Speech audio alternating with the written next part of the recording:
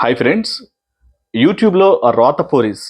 Yes. ఈ video నేను చేయటానికి అంటే ఇంత మామూలుగా యూట్యూబ్‌లో ఎప్పుడైనా సరే మనకు చాలా చెత్త చెత్త వీడియోలు మనకు నోటిఫికేషన్స్‌లో వస్తున్నాయనుకో, ఏంట్రా ఈ చెండాలం ఏంటి? ఇంత దరిద్రంగా ఉన్నాయేంటి? అని అనిపించినప్పుడు సింపుల్‌గా వాటిని బ్లాక్ చేసుకోవడం, రిపోర్ట్ కొట్టడం, మళ్ళీ ఆ నోటిఫికేషన్ రాకుండా చేసుకోవడం అనేది మనం యాక్చువల్‌గా చేసుకుంటూ ఉంటాం. కానీ again and again, again and again అవే మళ్ళీ ఒకళ్ళు పోతే ఇంకొకళ్ళు, ఇంకొకళ్ళు పోతే ఇంకొకళ్ళు అలా one by one, one by one ఒక చైన్ సిస్టమ్ లాగా వీళ్ళు వస్తూ ఉన్నారనుకో, అది చాలా విరక్తి పుడతా ఉంటది. దీన్ని ఎట్లైనా సరే కంట్రోల్ చేయాలి అనేటువంటి ఒక ఉద్దేశ్యం అనేది మైండ్‌లోకి వస్తూ ఉంటది. చూడటానికి ఒక చెత్త విషయమే. కానీ స్ప్రెడ్ అవుతున్న తీరు మాత్రం చాలా ఇబ్బందికరంగా ఉంది అనేది మాత్రం నా అభిప్రాయం. ఎందుకు అంటే అసలు వీటి యొక్క కంటిన్యూటీ అనేది ఎలా కంటిన్యూ అవుతోంది?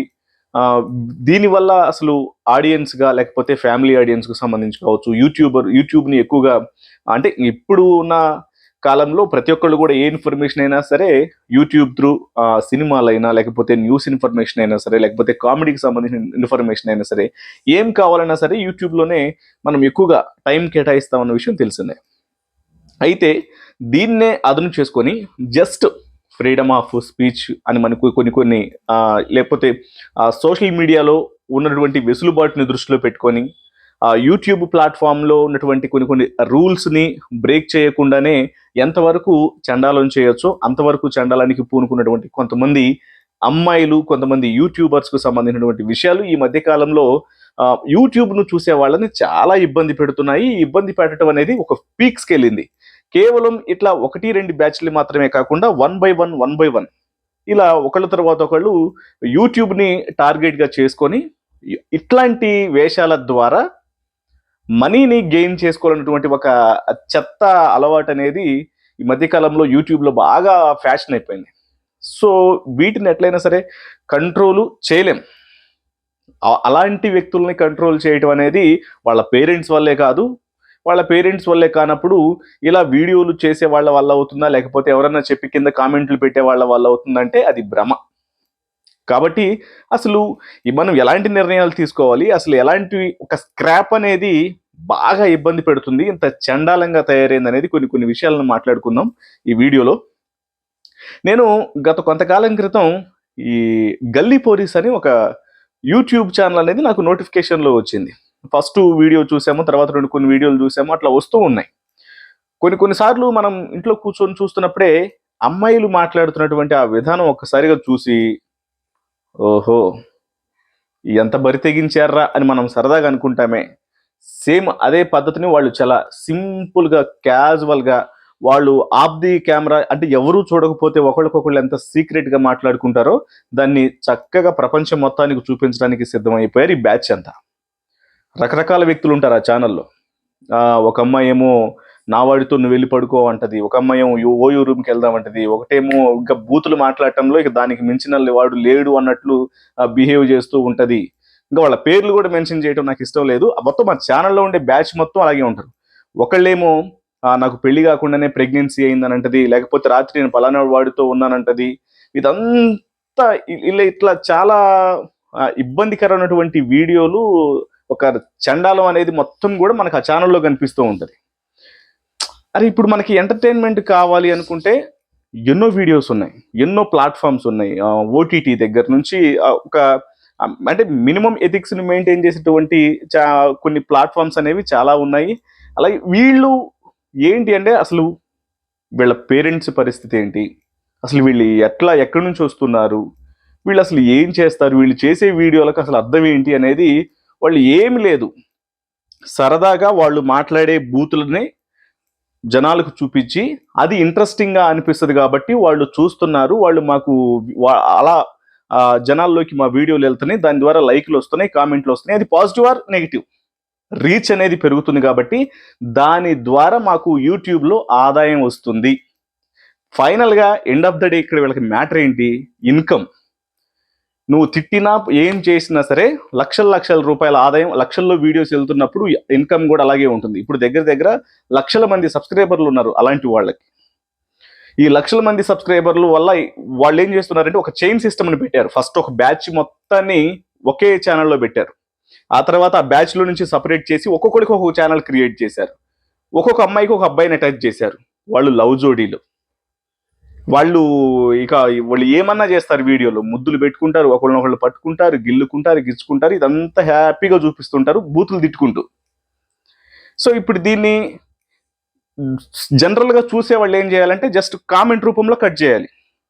ఏం చేస్తున్నారు మీరు, ఇంత చిల్లరోళ్ళేంటి, ఇంత అసలు అసలు మీకు అమ్మ బాబు లేరా, మీ బుద్ధే ఇంత, అసలు మీరంటూ అసలు ఎందుకు బతుకుతున్నారు, ఇట్లా ఒక కామెంట్ పెట్టడం మాత్రమే తప్ప వాళ్ళని చేయగలిగింది ఏమీ లేదు, ఎవరు ఏం చేయలేరు. సో ఇప్పుడు ఈ చండాలనే తట్టుకోలేకపోతున్నాం అనే ఇదిలో ఉన్న వాళ్ళకి వెంటనే మళ్ళీ వీళ్ళకి ఇంత అంటే ఇంత లక్షల్లో రూపాయలు వస్తున్నటువంటి ఆదాయం ద్వారా వీళ్ళు ఏం చేస్తున్నారంటే ఇంకొక బిజినెస్ అనేది స్టార్ట్ చేస్తున్నారు. ఇది చూసినటువంటి కొంతమంది ఏం చేస్తున్నారు, సేమ్ ఈ పని పాట లేని చాలా మంది బ్యాచ్ ఏం చేస్తున్నారంటే చిన్న చిన్న అమ్మాయిలే, మొత్తం 17 ఇయర్స్ వాళ్ళు, 18 ఇయర్స్ వాళ్ళు, వీళ్ళందరూ కూడా ఆ ఫినాన్షియల్లీ చాలా ఇబ్బందికరమైనటువంటి పరిస్థితుల్లో ఉన్నటువంటి ఇతర జిల్లాల్లో ఉండే కొంతమంది అమ్మాయిలు ఉంటారు, ఇతర స్టేట్స్ అమ్మాయిలు, అక్కడ వేరు వేరే ప్రాంతాల్లో ఉండేవాళ్ళు. వాళ్ళందరినీ ఇదే సోషల్ మీడియాల ద్వారా, ఫోన్ల ద్వారా కూడా మనం యూట్యూబర్స్ అనే ఒకటువంటి పేరు పెట్టుకుని, ఒక ప్రొఫెషనల్ పేరు పెట్టుకొని మనకి చాలా సింపుల్గా రికార్డ్ చేసుకుని అప్లోడ్ చేయగలిగినటువంటి సౌకర్యమైనటువంటి ఈ కాలంలో దాన్ని వాడుకుంటూ కావాల్సినటువంటి చండాలాన్ని మొత్తాన్ని కూడా జనాలకు చూపించే ప్రయత్నం చేస్తున్నారు. నేను అది వాళ్ళతోనే ఆగిపోతుంది అనుకుంటే అసలు అవ్వలేదు. ఎందుకంటే వాళ్ళకి లక్షల్లో ఆదాయం వస్తుంది కాబట్టి ఇంకొకళ్ళు తయారయ్యారు. నేను మళ్ళీ రీసెంట్గా ఇంకొకళ్ళని చూశాను. వాడు పేరు ఏదో కింద గడ్డలు వేస్తే కనుక కథలు లేకుండా ఉన్నట్టు బిహేవ్ చేస్తుంటాడు. రసూల్పుర రింకు అని ఎవడో ఉన్నాడు. వాడితో పాటు హిందూ మోడల్ అంట. దాన్ని అసలు ఇక మాట్లాడటానికే వీల్లేదు ఇక వాళ్ళని.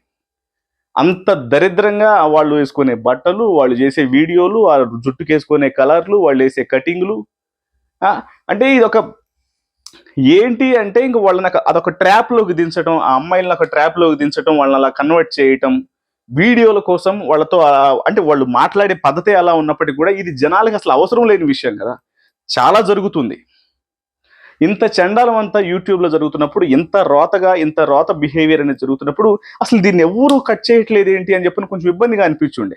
ఇట్లాంటివి అసలు ఎందుకో ఇంతమంది వస్తున్నారు, ఒకళ్ళ తర్వాత ఎంతో మంది ఉన్నారు, అసలు వీళ్ళని ఆపలేకపోతున్నాం ఏంటి అని అసలు ఎవరు చెప్పట్లేదా, ఎవరో ఒకళ్ళు చేయొచ్చు కదా. వీటి మీద వీడియోలను చూస్తే ట్రోలర్స్ కావచ్చు, కొంతమంది యూట్యూబర్స్ కావచ్చు, కొన్ని వందల వీడియోలు ఉన్నాయి వాళ్ళ మీద, వాళ్ళు చేస్తుంది తప్పు అనే విషయం తెలియజేస్తూ. బట్ అది వాళ్ళకి ఎలా అంటే వాళ్ళకి క్రేజ్ని తీసుకొచ్చిన విధానంలో వాళ్ళు ఫీల్ అయ్యారు తప్ప మనం చేస్తుంది తప్పు అనే విషయం వాళ్ళకి అసలు అర్థం కాలేదు. సో మరి దీనికి ఎట్లా బ్రేక్ అంటే, ఒకటి మనం సాధారణంగా టైంని ఇన్వెస్ట్ చేయాలి అని చెప్పనంటే మనకు ఉపయోగపడే దాని మీద అయినా అవసరం లేదు. అసలు మనకి ఎంత ఉపయోగపడే దాని మీద మాత్రమే ఇన్వెస్ట్ చేయాలనేది కాదు, కానీ చండాలాన్ని ఎంకరేజ్ చేయకూడదు కదా. మనం లేదో ఎవడు బాగు చేయడు, ఏమీ జరగదు, ఎక్కడ ఎవడు ఏమీ చేయడు. ఏదన్నా సరే మనం స్వతహాగా ఒక నిర్ణయం తీసుకొని, మనం తీసుకునే నిర్ణయాలే మన లైఫ్ని డిసైడ్ చేస్తా అన్న విషయం అంత క్లారిటీ ఉన్నప్పుడు మనకై మనం ఒక చండాలాన్ని ఎంకరేజ్ చేయకూడదు. లైక్ కొట్టడం ద్వారా, సబ్స్క్రైబ్ చేయడం ద్వారా, ఆ వీడియోలని ఎక్కువసేపు చూడటం ద్వారా ఇట్లాంటి చండాలం అంతా కూడా యూట్యూబ్లో చాలా ఇబ్బందికరమైనటువంటి వాతావరణాన్ని క్రియేట్ చేస్తుంది. ఇది మాత్రం ఖచ్చితంగా మనం యూట్యూబ్ని చూసేవాళ్ళు గుర్తుపెట్టుకోవాలి. ఎందుకంటే మొన్న ఒక బ్యాచ్ని చూసాము, ఆ తర్వాత ఇంకొక బ్యాచ్ వస్తుంది, వీళ్ళని చూసి ఇంకొక బ్యాచ్ వస్తుంది. అందరూ చిన్న చిన్న పిల్లలే, పెద్ద మొత్తం అంతా మొత్తం ఒక 25-30 ఏళ్ళు వచ్చేసి వాళ్ళు ఏం చేయలేవు తెలియక ఏమో చేసేస్తున్నారు అనే వాళ్ళు కూడా కాదు. రకరకాల పేర్లు ఉన్నాయి.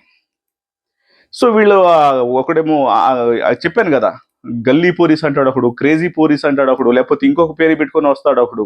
రకరకాల పేర్లతో వచ్చి కావాల్సినటువంటి చండాలం మొత్తాన్ని కూడా యూట్యూబ్లో హ్యాపీగా వాళ్ళ యొక్క దరిద్రమైనటువంటి మాటలతో ప్రజెంటేషన్ చేస్తున్నారు. దాని ద్వారానే క్యాష్ చేసుకొని వాళ్ళకి అట్లా మరికొంతమందిని తయారు చేస్తున్నారు వాళ్ళకి తెలియకుండానే. మమ్మల్ని చూసి ఎవడు తయారు కమ్మన్నాడు, అసలు మా గురించి ఎవడు పట్టించుకోమన్నాడు అనే విషయం వాళ్ళకి ఖచ్చితంగా వాళ్ళు అదే అంటారు. వాళ్ళని క్వశ్చన్ చేయడానికి లేదు. దాన్ని ఆపటం ఏంటి అంటే అవాయిడ్ చేయటం, స్కిప్ చేయటం, రిపోర్ట్ చేయటం, అలాంటివి నోటిఫికేషన్స్ రాకుండా చూసుకోవటం. అలాంటి వాళ్ళని కట్ చేయటం ద్వారా మాత్రమే, అవాయిడ్ చేయడం ద్వారా మాత్రమే వాళ్ళకి అలాంటి వాళ్ళు ఫ్యూచర్లో రాకుండా ఫుల్ స్టాప్ పెట్టగలం. కానీ వాళ్ళకి చెబితే మారే వ్యవహారం అనేది ఏమీ లేదు. ఎందుకంటే మనం వీడియోలో చూసాం, వాళ్ళు ఇంతలాగా బరితెగించి మాట్లాడుతున్న వాళ్ళు పేరెంట్స్కి సరెండర్లో ఉన్నట్టిన వాళ్ళు లేరనే విషయం క్లియర్గా అర్థమైపోతుంది కదా. కాబట్టి వాళ్ళని మనం ఒక టైంని ఇన్వెస్ట్ చేసి చాలా వాల్యుబుల్ టైం, అంటే మనం ఎంత ఫ్రీగా ఉన్నా సరే ఏదో ఒక వీడియోలు చూడటంలో తప్పలేదు, కానీ మనం చూసే వాటి ద్వారా వాళ్ళకి ఆదాయం పెరిగి వాళ్ళ చండాలాన్ని ఇంకొద్దిగా ఎంకరేజ్ చేసి మరికొంతమందిని తయారు చేస్తున్నారు కాబట్టి వాటిని ఖచ్చితంగా కట్ చేయాలి. ఇంకోటి ఏంటంటే, మరి వీటి మీద పోలీసులు ఎందుకు చర్యలు తీసుకోరు, లేకపోతే యూట్యూబ్ వాళ్ళు ఎందుకు ఇట్లాంటివన్నీ ఎంకరేజ్ చేస్తారు ఏంటంటే, కొన్ని రూల్స్ తగలబడి వచ్చినాయి. ఇప్పుడు ఆ రూల్స్ను బట్టి వాళ్ళకు ఉన్నటువంటి ఫ్రీడమ్కి సంబంధించి చట్టం ఎంత స్ట్రిక్ట్గా అయితే ఉంటుందో లొసుగులు కూడా అంత బాగానే ఉంటాయి. అందుకే ఎంత పెద్ద నేరం చేసిన వాడైనా సరే చక్కగా తప్పించుకొని రాగలుగుతున్నాడు. ఇంకా అట్లాంటి వాటిలో ఉన్నప్పటికీ ఇలాంటి వాళ్ళకి అదేముంది. ఇక యూట్యూబ్ విషయానికి వచ్చినట్లయితే ఒక లిమిట్ అనేది ఉంటుంది. ఆ లిమిట్లో వీళ్ళు చేయాల్సినటువంటి దరిద్రం అంతా చేసేస్తున్నారు. కాబట్టి ప్రతి ఒక్కళ్ళు దీనికి సంబంధించి గుర్తుపెట్టుకోవాల్సినటువంటి అవసరం ఉంది. ఇలాంటి వాళ్ళని కట్ చేయాలి. ఎందుకంటే ఏదైనా ఇన్ఫర్మేషన్ ఇచ్చేవాళ్ళు బేసిక్ ఇన్ఫర్మేషన్ ఇచ్చేవాళ్ళని, లేదంటే కొంత మనం ఒక టైంను స్పెండ్ చేస్తే మనల్ని కాస్తన్న నవ్వించి ఒక సెల్ఫ్ సాటిస్ఫై అంటే స్ట్రెస్ రిలీఫ్ చేసే వాళ్ళు ఉన్నారు కొంతమంది కూడా యూట్యూబర్స్. నేను కొన్ని కామెడీ ఛానల్స్ లేకపోతే రెగ్యులర్ యాక్టివిటీస్ చేసుకునే వాళ్ళు వీడియోలు అన్ని చూస్తూ ఉన్నప్పుడు కొంచెం రిలీఫ్గా అనిపిస్తూ ఉంటుంది. అలాంటి వాళ్ళని ఎంకరేజ్ చేసినా పర్లేదు, కానీ వీళ్ళు అసలు ఈ రిలీఫ్ అనేది రిలీఫ్ కాదు, ఇది దరిద్రం, ఇది చండాలం, అంతకు మించిన వ్యవహారం. పేరెంట్స్ ఎక్కడ ఉంటారో తెలియదు, వీళ్ళు ఏం చేస్తారో తెలియదు, ఏ అమ్మాయి ఎవరితో వెళ్తుందో తెలియదు, ఎక్కడ ఎవరు తర్వాత నా బాయ్ ఫ్రెండ్ అని తీసుకొచ్చి మళ్ళీ వాళ్ళతో వీడియోలో చేస్తారో తెలియదు.